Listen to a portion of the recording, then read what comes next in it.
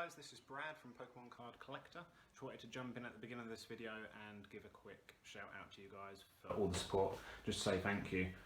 If you're not already aware, there is a giveaway going on over on my Instagram. So if you want to head over to there, I'll leave a link down in the description. I'm giving away a Charizard VMAX box, which obviously comes with 2 Charizard Vs, Charizard VMAX and a 60 card Japanese deck, which is really, really cool. Especially for a collector's piece if you want to keep it sealed or even get it open and send it out to get graded. So thanks for watching. If you haven't already, please subscribe, please like the video, leave comments below and just let me know where I can improve. And yeah, thanks for the support. We'll get into the video. Now, I don't know if anyone else remembers, but I certainly do. Back in 1999, the first set of Pokemon cards was released in the UK, and that's all that anyone I knew wanted. What I'm going to do today is go over the first 5 sets, and I'm going to talk you through the different print runs and how to tell the differences. So again, that's a very basic video, but hopefully it's going to help some of you guys out. So here we go. Base set, here we go. So there are actually 4 different print runs of base set, and the reason being is that Wizards of the Coast, who first produced these cards, really they were just playing around with it to see what they could do. The first one, which holds the highest value out of all 4 of the sets, is the first edition Shadows, which you can see on the left hand side of the page. The reason this is worth the most is because it was printed in a very limited run, and it is the most sought after set. It's the very first Pokemon cards that you can get in English. So the way to tell that it's a first edition Shadowless is the main difference between this and the other print runs is the first edition logo that you can see on the left hand side. And the second difference, the Shadowless part, refers to down the right hand side of the Charizard picture, you'll see that there's no shadow print, whereas on the Unlimited set over on the right hand side there is. That is the main difference and the only difference. Moving on to Shadowless, this is when they'd run out of the first edition ones and they were just messing around with what would later be Unlimited. So they didn't put a shadow down the right hand side of it for this first print run, but then later on down the line they obviously changed their mind. That is the only difference that you'll see between this card and the other 4 in the set. It doesn't have a Wizards of the Coast first edition logo, and it doesn't have a shadow. So this is what's known as just Shadowless. The third one on the right hand side is Unlimited, and this is the most common run that you'll find. And if you've got a load of base set cards, chances are bulk load of them will probably be Unlimited. This had what we call a shadow down the right hand side, no first edition logo, and it was printed in mass production.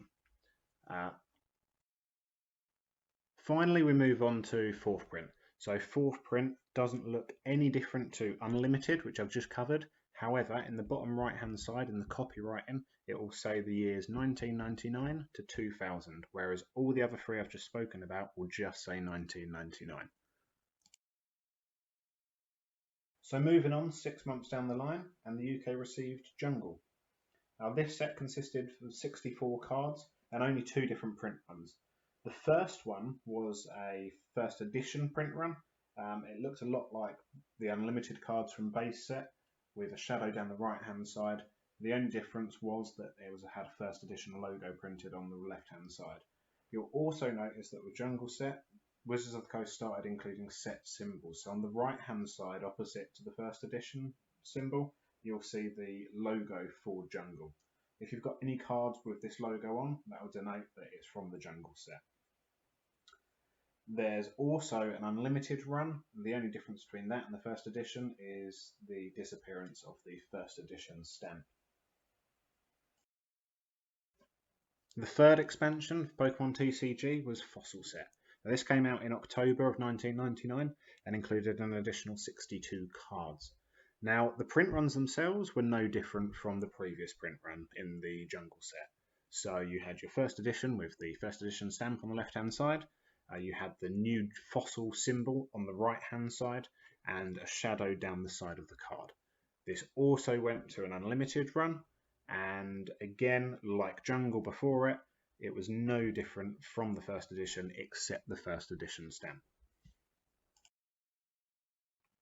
I think I probably speak for everyone when I say that base set 2 is my least favourite Wizards of the Coast era set. The reason being is it was just a lazy reprint from base set and jungle set. Now, people do get confused and think that they've got cards from those two sets when actually they've got a base set 2 card, which is probably a lot more common nowadays, and it's nowhere near the value of what those original sets were. The way you can tell is that jungle will obviously have its jungle set symbol. Base set won't have a set symbol, but base set 2 does have the Pokeball with the number 2 where the symbols go for Wizards of the Coast era cards. And that's the way that you can tell. This is also the first set where we didn't get a first edition print run. So every base set 2 card will just have the base set 2 logo and no first edition stamp. If you do have ones with first edition stamps on, then I'm afraid to say they're probably fake. The fifth and final expansion of the Wizards of the Coast base set era is Team Rocket. This is by far my favourite set of all of the Wizards of the Coast base set era. It just has some amazing artwork, and it's the first set to include Dark Pokemon. Wizards of the Coast went back to a set in a first edition and an unlimited print run for this set, and it's also the first time that they gave us a secret rare. All this means is that a card number is after the final number in that card set. So in this instance, out of 82 cards, we also got Dark Raichu, who was numbered 83 out of 82. So his number was after the final number in the set, being the first secret rare ever to be made in the TCG.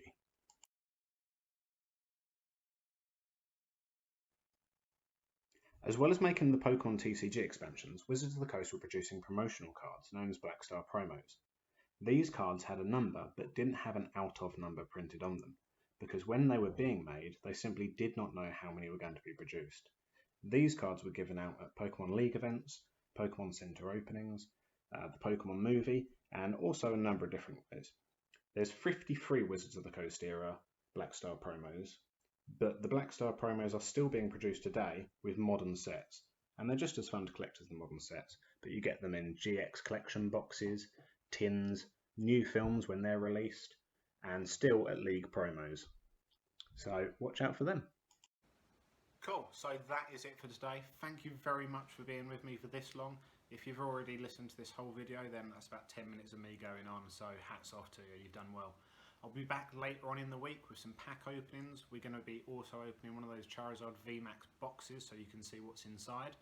And if you want to keep up to date with that, then just subscribe, put your notifications on, and if there's anything else you want to see, anything you think I can be doing better, just stick it in the comments below. I'll get back to every single comment that goes down there.